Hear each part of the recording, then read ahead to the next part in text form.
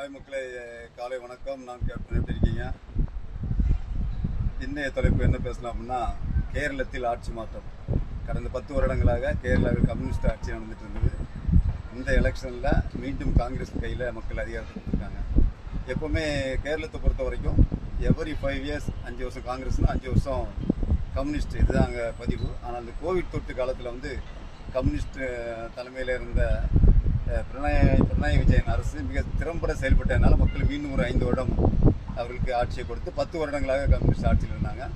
இது மீண்டும் காங்கிரஸ் கையில் வந்திருக்கு. சரி, முதலமைச்சர் யாருன்னு பார்த்தா, முதலமைச்சர் ரேஸில் காங்கிரஸின் முதுபெரும் தலையான ரமேஷ் சென்னித்தலா, சி.டி. வேணுகோபால் அண்ட் சதீசன் 3 பேர் இருந்த நிலையில் பெரும்பான்மையான எம்எல்ஏக்கள் அண்ணன் சேட்டன் சதீசன் தான் வாக்களிச்சிருக்காங்க. ஸோ இந்த கேரள முதலமைச்சராக வி.டி. சதீசன் பதவியேற்கிறார். அதற்கு முன்பாக நேற்று தன்னுடைய அரசியல் ஆசானான கார்த்திகேயன் அவர்கள் வீட்டுக்கு சென்று அவருடைய மனைவியை பார்த்து அவர் தோளில் சாய்ந்து சதீசன் அவர்கள் கண்ணீர் விட்டது வேறு லெவல் வைரலாக வீடியோ போயிட்டுருக்குது. ஸோ கேரளத்தில் ஆட்சி மாற்றம். கேரள முதல்வர் வி.டி. சதீசனுக்கு வாழ்த்துக்கள்.